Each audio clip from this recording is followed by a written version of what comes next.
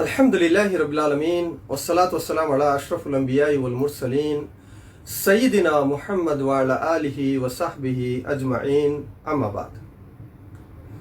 क़ाल अल्लाहु तआला फ़िल क़ुरआनिल करीम वल फ़ुरक़ानिल हमीद अऊज़ु बिल्लाहि मिनश शैतानिर रजीम बिस्मिल्लाहिर्रहमानिर्रहीम अल-यौम अक्मलतु लकुम दीनकुम व अत्ममतु अलैकुम निअमती व रदीतु लकुमुल इस्लाम दीना।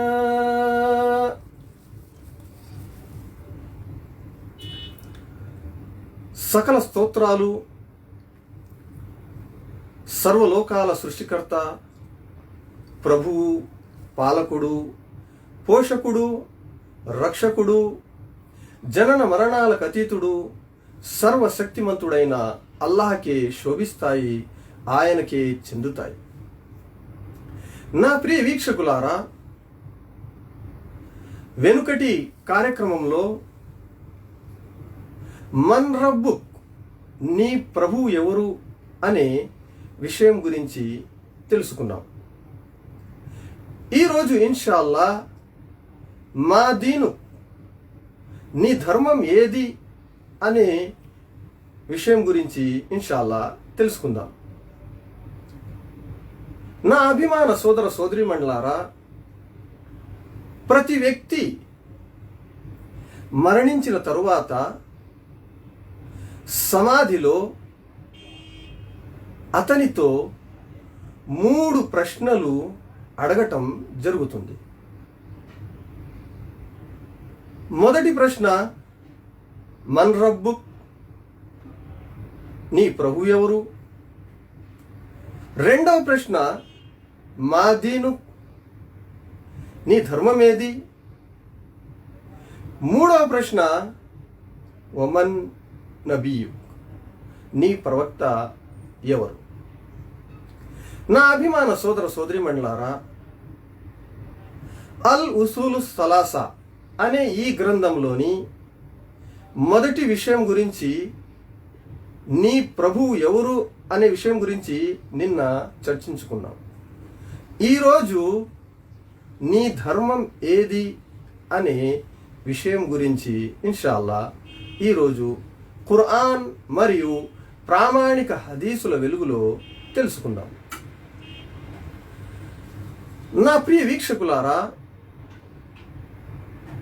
ఇస్లాం అంటే ఏమిటి?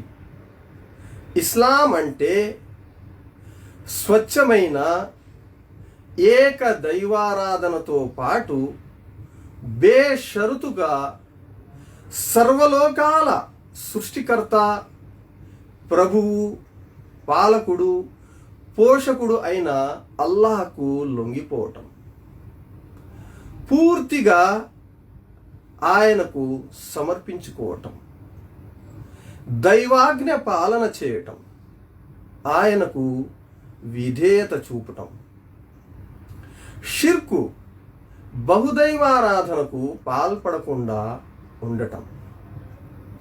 నా అభిమాన సోదర సోదరీమణులారా, అదేవిధంగా ఇస్లాం ధర్మంలో 3 అంతస్తులున్నాయి లేక స్థానాలున్నాయి. అవి 1 ఇస్లాం, 2 ఈమాన్, 3 ఇహ్సాన్. వీటిలో ప్రతి అంతస్తులో లేక ప్రతి స్థానంలో కొన్ని ప్రధానాంశాలున్నాయి. మొట్టమొదట ఇస్లాంలోని ప్రధానాంశాలను తెలుసుకుందాం.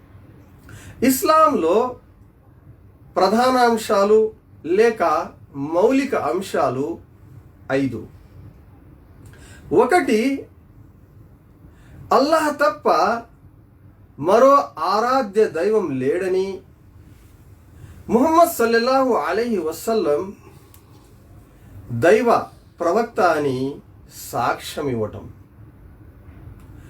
2 నమాజును స్థాపించటం, 3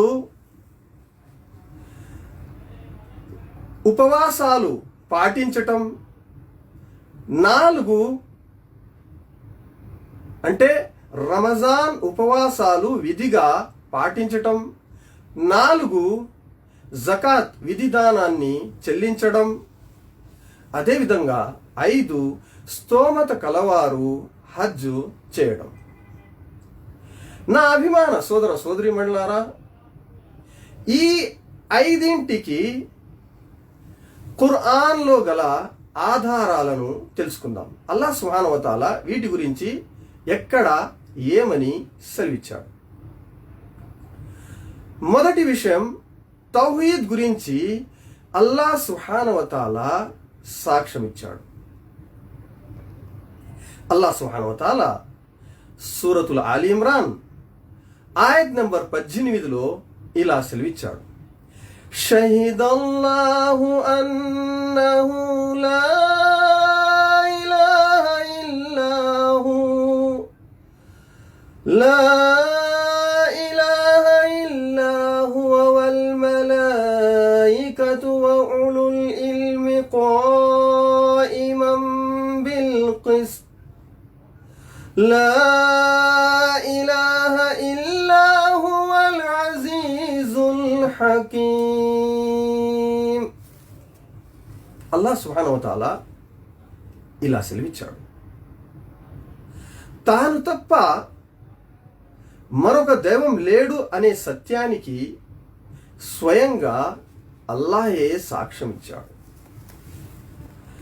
ఆ తర్వాత దైవదూతలు, సమస్త జ్ఞానులు కూడా ఆ మహాశక్తిమంతుడు, ఆ మహాజ్ఞాని తప్ప వాస్తవానికి మరొక దైవం లేడు అని నిజాయితీగా, న్యాయంగా సాక్ష్యమిస్తారు. నా అభిమాన సోదర సోదరీమణులారా, అదేవిధంగా లా ఇలాహ ఇల్లల్లాహ్ అంటే అల్లాహ్ తప్ప మరో ఆరాధ్య దేవుడు లేడని, ఆయనే నిజమైన దైవమని భావం. ఈ లా ఇలాహ ఇల్లల్లాహలో మొదటిది లా ఇలాహ్ అంటే అల్లాహ్ తప్ప ఇతర దైవాలను వదిలివేయటం, త్రోసిపుచ్చటం అని భావం. ఇల్లల్లాహ్ అంటే ఆరాధనకు, దాస్యానికి, పూజలకు అల్లాహయే తగినవాడని, దాస్యంలో ఆయనకు సహవర్తులు ఎవరూ లేరని ఆచరణ ద్వారా నిరూపించటం, రుజువు చేయటం. నా అభిమాన సోదర సోదరీమణులారా, అదేవిధంగా హజరత్ ఇబ్రాహీం అలైహిస్సలాం తన తండ్రికి, తన జాతి వారికి చెప్పిన దానిని అల్లాహ్ సుబ్హానహు వ తఆలా సూరతుల్ జుఖ్రుఫ్ ఆయత్ నంబర్ 26, 27, 28లో ఇలా సెలవిచ్చాడు. ప్రవక్త ఇబ్రాహీం అలైహిస్సలాం తన తండ్రితో, తన జాతి వారితో చెప్పిన సందర్భాన్ని గుర్తించండి. మీరు దేనినైతే ఆరాధిస్తున్నారో దానితో నాకు ఎటువంటి సంబంధం లేదు. నా బంధం కేవలం నన్ను సృష్టించిన వానితోనే ఉన్నది. ఆయన నాకు రుజుమార్గం చూపుతాడు. ఇబ్రాహీం ఈ వచనాన్నే తన తరువాత తన సంతానం కొరకు విడిచి వెళ్ళాడు, వారు దాని వైపుకు మరలేందుకు. నా ప్రియ వీక్షకులారా, అదేవిధంగా మరో చోట సూరతుల్ ఆలి ఇమ్రాన్ ఆయత్ నెంబర్ 64లో అల్లాహ్ సుబ్హానహు వ తఆలా ఇలా సెలవిచ్చాడు. కుల్ యా అహ్లల్ కితాబి తఆలౌ ఇలా కలిమతిన్ సవాయిం బైననా إلى كلمة سواء بيننا وبينكم ألا نعبد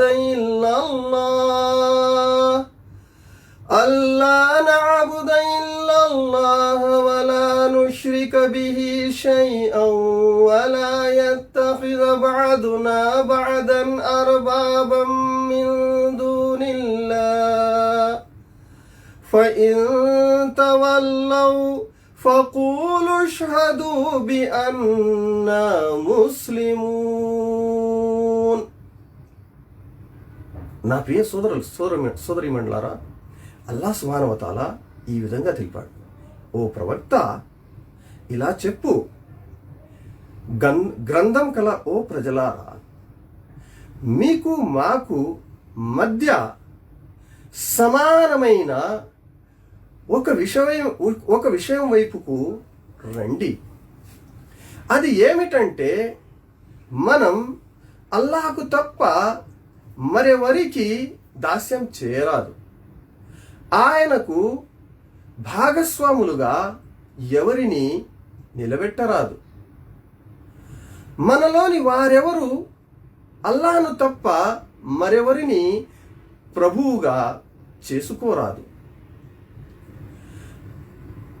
ఈ సందేశాన్ని స్వీకరించటానికి వారు కనుక వైముఖ్యం కనబరిస్తే వారితో నువ్వు స్పష్టంగా చెప్పేయి, మేము ముస్లింలం, అంటే కేవలం అల్లాహకే దాస్యం చేసేవారు, విధేయత చూపేవారు అని అను. ఈ విషయానికి మీరే సాక్షులు అని అల్లాహ్ సుబ్హానహు వ తఆలా ఈ వాక్యంలో తెలియజేశాడు. నా అభిమాన సోదరిమణులారా, ఇక ఆ తరువాత ముహమ్మద్ సల్లల్లాహు అలైహి వసల్లం దైవ ప్రవక్త అన్న దానికి సాక్ష్యం, ఆధారం ఏమిటి? అల్లాహ్ సుబ్హానహు వ తఆలా సూరతు తౌబా ఆయత్ నంబర్ 128లో ఇలా సెలవిచ్చాడు, లఖద్ జాఅకుం రసూలుం మిన్ అన్ఫుసికుం అజీజున్ అలైహి మా అనిత్తుం హరీసున్ అలైకుం బిల్ ముమినీన రౌఫుర్ రహీం. అల్లాహ్ సుబ్హానహు వ తఆలా ఇలా సెలవిచ్చాడు, చూడండి, మీ వద్దకు ఒక ప్రవక్త వచ్చాడు, ఆయన స్వయంగా మీలోని వాడే. మీరు తీవ్రంగా నష్టానికి గురి కావటం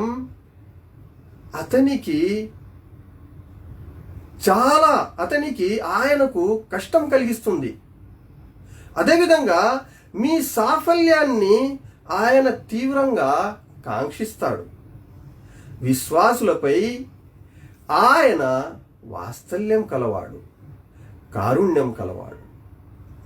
నా అభిమాన సోదరిమణులారా, అదేవిధంగా ముహమ్మద్ సల్లల్లాహు అలైహి వసల్లంను రసూలుల్లాహ్, దైవ ప్రవక్త అని సాక్ష్యం ఇవ్వడం అంటే ఏమిటి?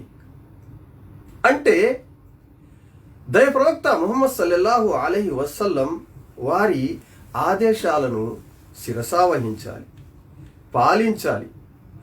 ఆయన ఏ విషయం చెప్పినా దాన్ని సత్యమని ధృవీకరించాలి. ఆయన వారించిన వాటికి దూరంగా ఉండాలి. ఆయన చూపిన షరియత్కు అనుగుణంగా దైవారాధన చేయాలి. నా అభిమాన సోదరిమణులారా, అదేవిధంగా నమాజ్, జకాత్, తౌహీద్ గురించి ఆధారం. అల్లాహ్ సుబ్హానహు వ తఆలా సూరతుల్ బయ్యినా ఆయత్ నెంబర్ 5లో ఇలా సెలవిచ్చాడు, వమా ఉమిరు ఇల్లా లియఅబుదుల్లాహ ముఖ్లిసీన లహుద్దీన హునఫా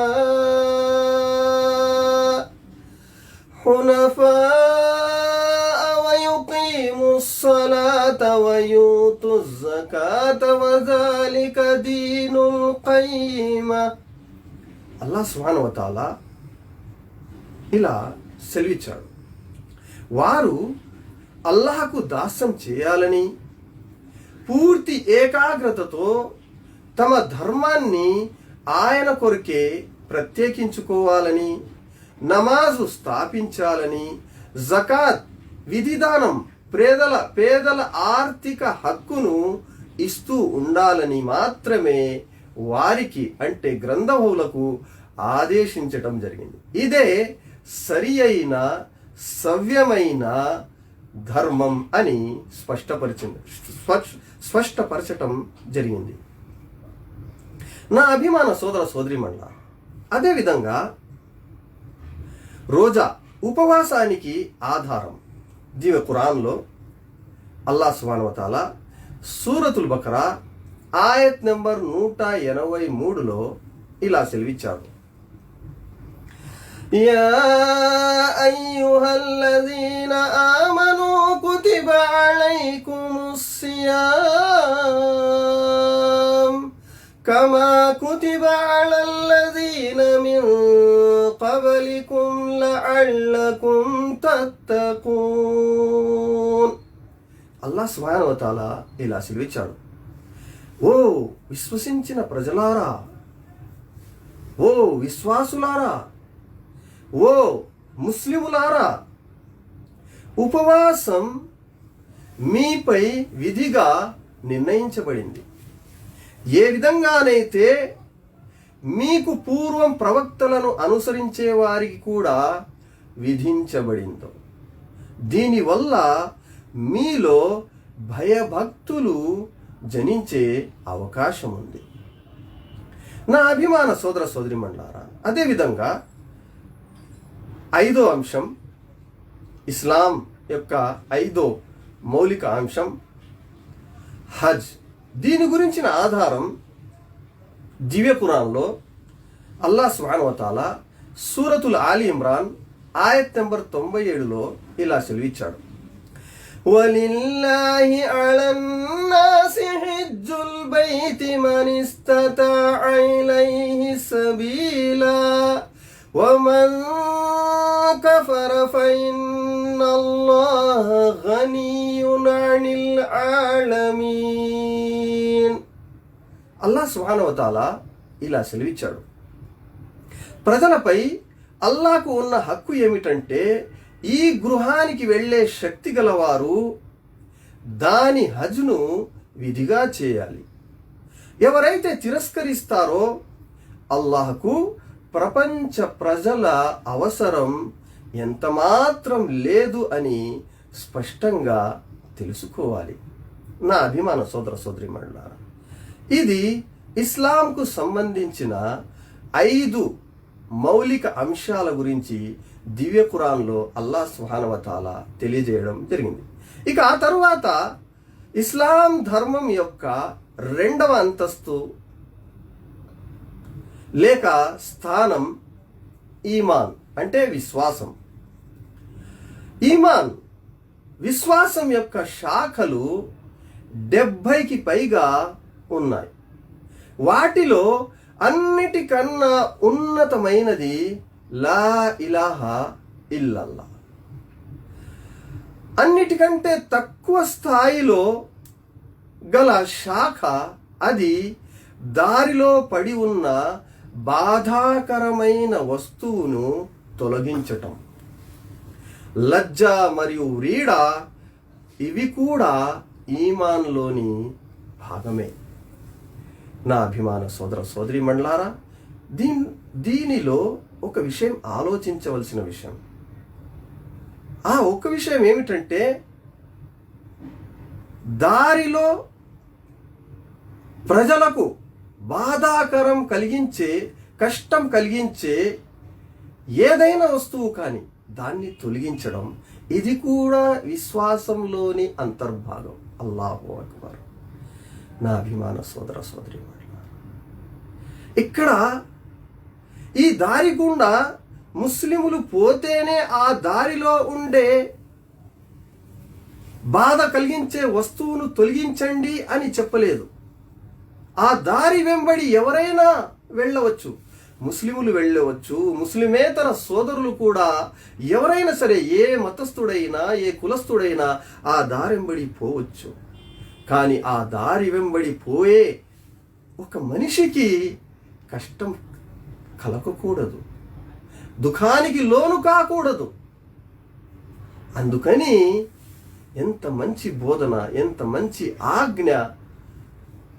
ఆ బాధను కలిగించే వస్తువును మీరు తొలగించండి, ఇది కూడా విశ్వాసంలోని భాగమే అని ఇస్లాం ధర్మం ముస్లింలకు బోధిస్తున్నది. సోదరులారా, ఇటువంటి ముస్లిములు వారు ప్రజలకు కష్టాన్ని కలిగిస్తారా?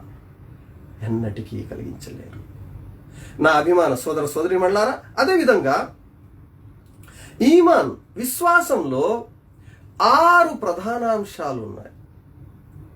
1 అల్లాహపై విశ్వాసం, 2 దైవ దూతలపై విశ్వాసం, 3 ఆకాశ గ్రంథాలపై విశ్వాసం, 4 దైవ ప్రవక్తలపై విశ్వాసం, 5 అంతిమ దినంపై విశ్వాసం, 6 మంచి చెడులు కల విధి వ్రాతపై విశ్వాసం. ఇవి విశ్వాసం యొక్క 6 ప్రధానాంశాలు. నా అభిమాన సోదర సోదరిమణులారా, వీటి గురించి అల్లాహ్ సుబ్హానహు వ తఆలా దివ్య ఖురాన్లో ఇలా సెలవిచ్చాడు. సూరతుల్ బకరా ఆయత్ నంబర్ 128లో ఇలా సెలవిచ్చాడు.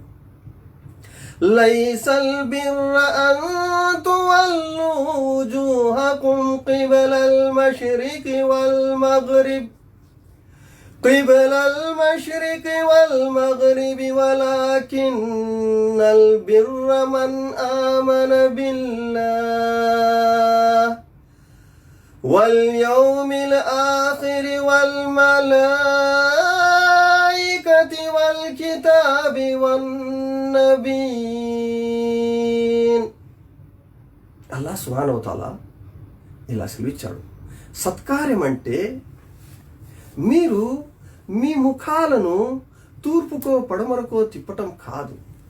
సత్కార్యం అంటే అల్లాహ్ను, అంతిమ దినాన్ని, దూతలను, అల్లాహ్ అవతరింపజేసిన గ్రంథాన్ని, ఆయన ప్రవక్తలను హృదయపూర్వకంగా విశ్వసించటం. నా అభిమాన సోదర సోదరిమణులారా, అదేవిధంగా ఈమాన్లోని 6వ విషయం అది విధివ్రాత. విధివ్రాతను గురించి అల్లాహ్ సుబ్హానహు వ తఆలా దివ్య ఖురాన్లో సూరతుల్ కమర్ ఆయత్ నంబర్ 47లో ఇలా సెలవిచ్చాడు. ఇన్నా కుల్ల షైఇన్ ఖలక్నాహు బిఖదర్. అల్లాహ్ సుబ్హానహు వ తఆలా మేము ప్రతి వస్తువును ఒక విధి నిర్ణయంతో పాటు సృష్టించాం. ఈ విధంగా అల్లాహ్ సుబ్హానహు వ తఆలా ఈమాన్కు సంబంధించిన 6 విషయాల గురించి దివ్య ఖురాన్లో సెలవిచ్చారు. అదేవిధంగా ఇక ఇస్లాం యొక్క 3వ అంతస్తు లేక స్థానం ఇహ్సాన్. ఇహ్సాన్ అంటే హదీసు జిబ్రయీల్లో ఇలా తెలపడం జరిగింది. అన్ తఅబుదుల్లాహ కఅన్నక తరాహ్ ఫఇన్ లం తకున్ తరాహు ఫఇన్నహు యరాక్. అంటే మీరు అల్లాహ్ను చూస్తున్నామన్న భావనతో ఆరాధన చేయండి, లేకుంటే ఆయన మిమ్మల్ని చూస్తున్నాడన్న తలంపుతోనైనా ఆరాధన చేయండి. అంటే ఏ ఆరాధననైనా ఉత్తమ రీతిలో నిర్వర్తించటమే అసలు ఇహ్సాన్ అన్నమాట. నా అభిమాన సోదర సోదరిమణులారా, దీని గురించి అల్లాహ్ సుబ్హానహు వ తఆలా సూరతున్ నహల్ ఆయత్ నంబర్ 128లో ఇలా సెలవిచ్చాడు. ఇన్నల్లాహ మఅల్లజీన తఖౌ వల్లజీన హుమ్ ముహ్సినూన్. భయభక్తులతో పనిచేస్తూ ఉదార వైఖరి కలిగి ఉండే వారితో అల్లాహ్ ఉంటాడు. అదేవిధంగా మరో చోట సూరతుల్ యూసుఫ్ ఆయత్ నంబర్ 81లో ఇలా సెలవిచ్చాడు, ఓ ప్రవక్త, నీవు ఏ స్థితిలో ఉన్నా ఖురాన్ నుండి దేనిని వినిపించినా మానవులారా, మీరు ఏది చేసినా అన్ని సందర్భాలలో మేము మిమ్మల్ని చూస్తూనే ఉంటాం. నా అభిమాన సోదర సోదరీమణులారా, ఇప్పటి వరకు మనం ఇస్లాంలోని 3 అంతస్తులు ఇస్లాం, ఈమాన్, ఇహ్సాన్కు సంబంధించిన ఖురాన్లోని వాక్యాలు తెలుసుకున్నాం. ఇక ఇవే విషయాలు హదీసులో కూడా ఉన్నాయి. ఇక ఆ హదీసును గురించి కూడా తెలుసుకుందాం. బుఖారీ మరియు ముస్లిం గ్రంథాలలోని హదీసు, ఈ హదీసు హదీసే జిబ్రయీల్గా ఖ్యాతి చెందింది. ఈ హదీసును ఉల్లేఖించిన వారు హజరత్ ఉమర్ బిన్ ఖత్తాబ్ రజియల్లాహు అన్హు గారు. ఆయన ఇలా సెలవిచ్చారు, ఓసారి మేము దైవప్రవక్త సల్లల్లాహు అలైహి వసల్లం సమక్షంలో కూర్చొని ఉండగా అంతలోనే ఒక వ్యక్తి వచ్చాడు. అతని దుస్తులు ఎంతో పరిశుభ్రంగా ఉన్నాయి. అతని వెంట్రుకలు నల్లగా ఉన్నాయి. అదేవిధంగా అతనిలో ప్రయాణ బడలిక అనేది కొంచెం కూడా కనిపించడం లేదు. అంటే అతను ప్రయాణం చేసి వచ్చాడన్న చిహ్నాలు అతని ఒంటిపై ఏవీ కనపడడం లేదు. అదేవిధంగా మాలో ఎవరు అతన్ని ఎరుగరు. ఆ వ్యక్తి దైవప్రవక్త సల్లల్లాహు అలైహి వసల్లం వద్దకు వచ్చి ఆయన ఎదుట కూర్చున్నాడు. తన అరచేతులను ఆయన తొడలపై ఉంచి, ఓ ముహమ్మద్ సల్లల్లాహు అలైహి వసల్లం, నాకు ఇస్లాం గురించి తెలియజేయండి అని అన్నాడు. దానికి దైవప్రవక్త సల్లల్లాహు అలైహి వసల్లం వారు సమాధానమిస్తూ, నీవు అల్లాహ్ తప్ప మరో ఆరాధ్య దైవం లేడని సాక్ష్యం ఇవ్వాలి.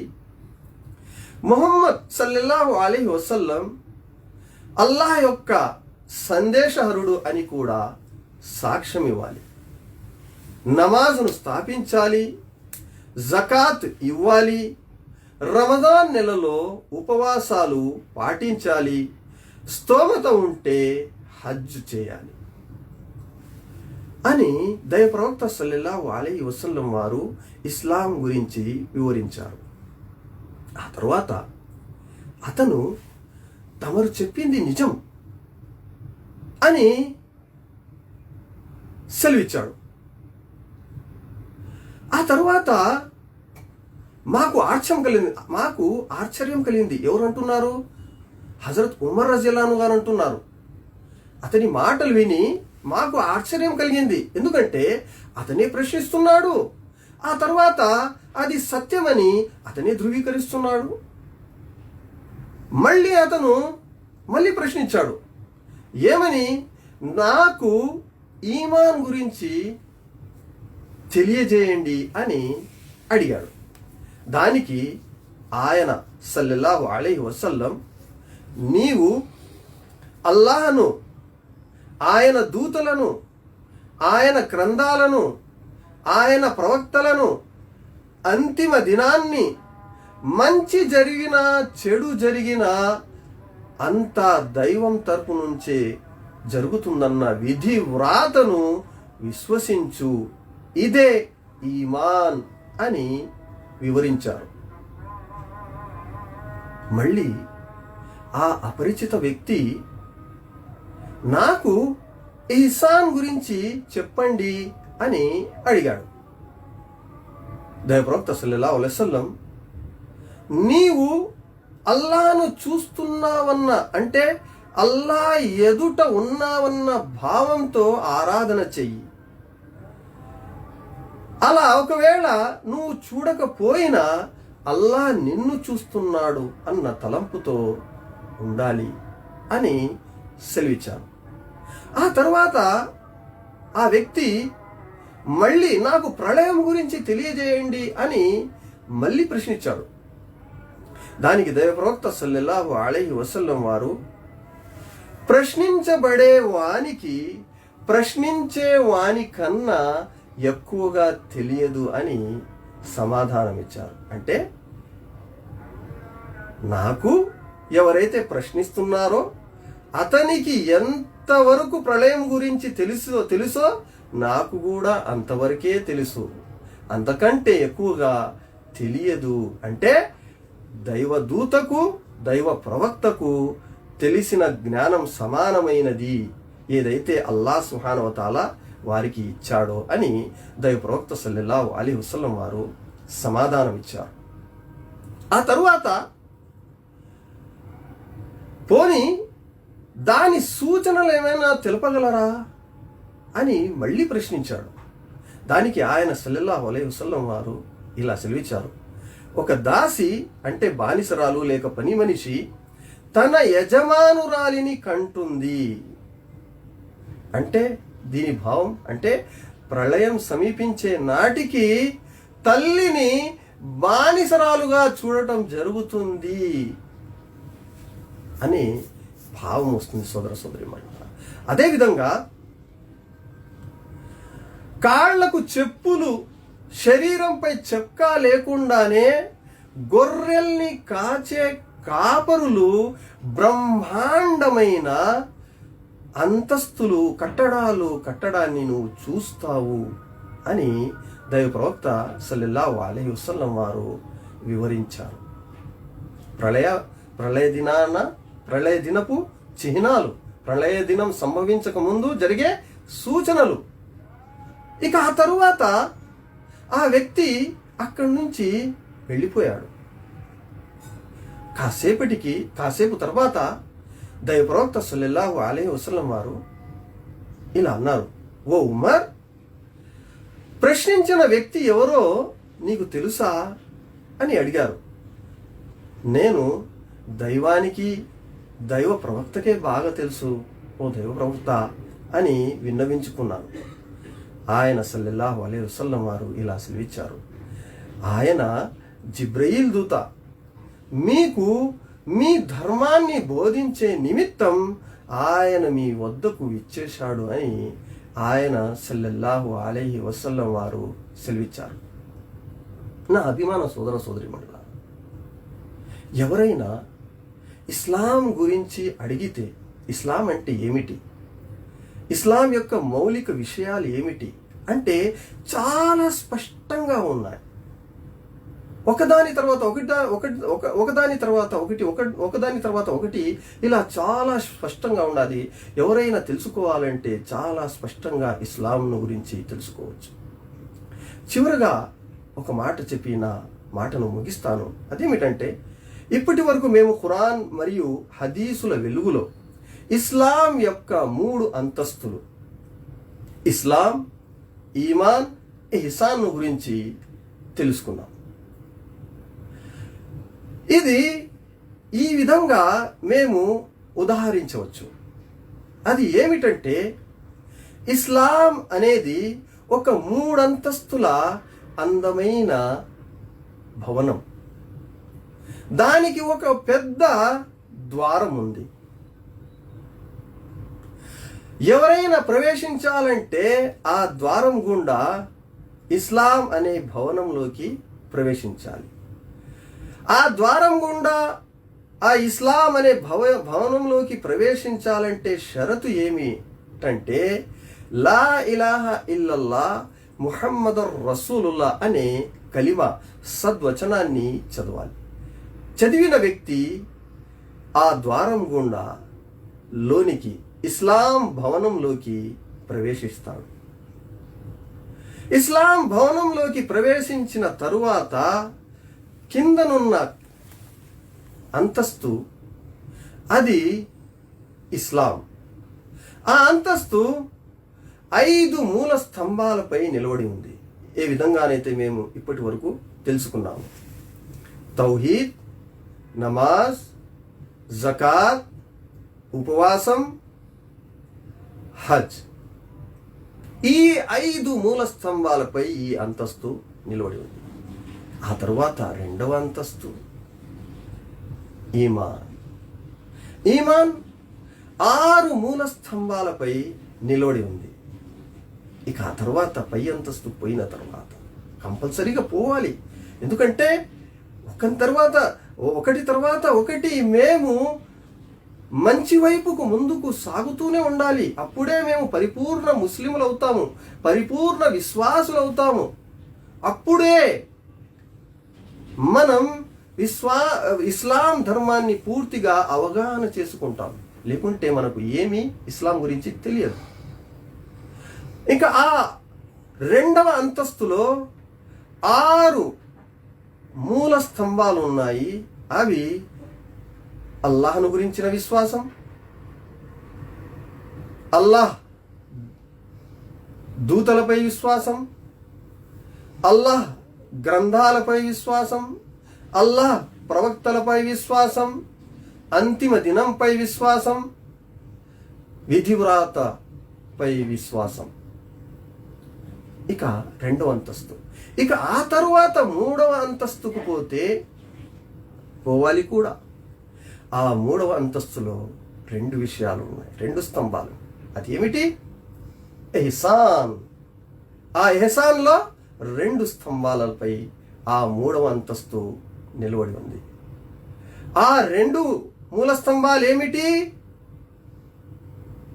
మనం అల్లాహ్ను చూస్తున్నామన్న భావనతో, అల్లాహ్ ఎదుట నిలిచామన్న భావనతో ఆరాధన చేయాలి. అలా కాకపోతే అల్లాహ్ మనల్ని చూస్తున్నాడుగా, అల్లాహ్ మనల్ని గమనిస్తున్నాడుగా అనే భావనతో ఆరాధన చేయాలి.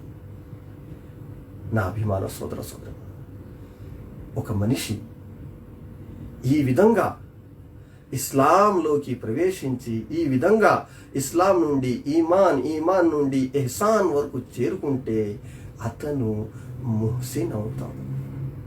అల్లాహ్ సుబ్హానహు వ తఆలా యుహిబ్బుల్ ముహ్సినీన్ అన్నాడు. అల్లాహ్ సుబ్హానహు వ తఆలా ఉపకారం చేసే వారిని చాలా ఇష్టపడతాడు.